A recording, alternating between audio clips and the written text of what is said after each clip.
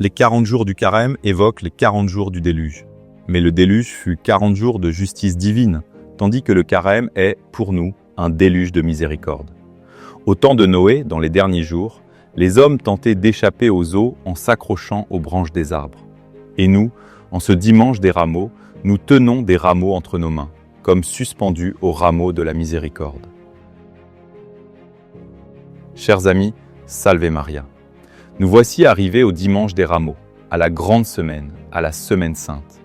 Dans quelques jours, nous célébrerons la passion, la mort et la résurrection de notre Seigneur Jésus-Christ. Ces 40 jours de carême évoquent les 40 années du désert et surtout les 40 jours de jeûne de Jésus.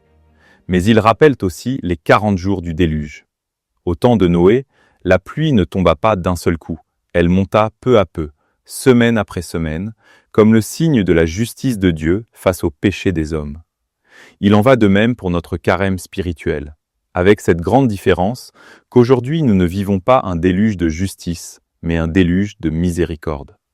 Chaque dimanche, la liturgie nous a offert une occasion de conversion. La première semaine, Jésus, tenté au désert, nous a appris à vaincre la tentation.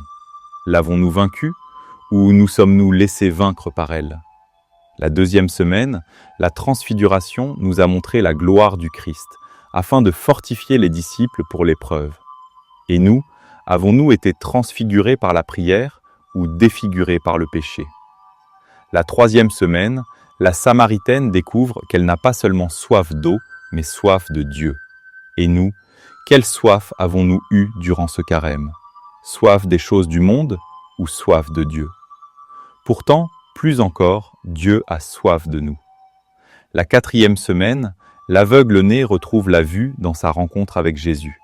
Et nous, ne demeurons-nous pas encore aveugles à Dieu, lui qui vient à notre rencontre et attend notre conversion ? Ouvrons les yeux pendant qu'il est encore temps. La cinquième semaine, Jésus ressuscite Lazare.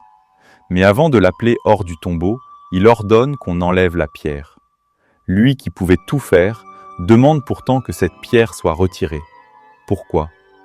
Parce qu'il y a dans notre vie aussi des obstacles. C'est à nous de les enlever. Demandons à Notre-Dame de nous montrer quels sont les obstacles qui empêchent la voix de Jésus de pénétrer dans notre âme et d'y accomplir une véritable conversion. Et nous voici arrivés à la 6e semaine, au dimanche des rameaux. Ne faisons pas comme le peuple qui criait « Hosanna » le dimanche, puis « Crucifie-le » quelques jours plus tard. Nous aussi, aujourd'hui, nous participons à ce grand mystère du salut. Demandons la grâce d'une conversion sincère. Que ce déluge de miséricorde descende sur nous. Que la très sainte Vierge Marie nous aide à enlever les obstacles, nous accompagne et nous conduise sur le chemin de la conversion. Il reste peu de jours encore, mais il est toujours temps de dire oui à Dieu. Que cette semaine sainte marque profondément notre vie et soit le commencement d'une grande conversion.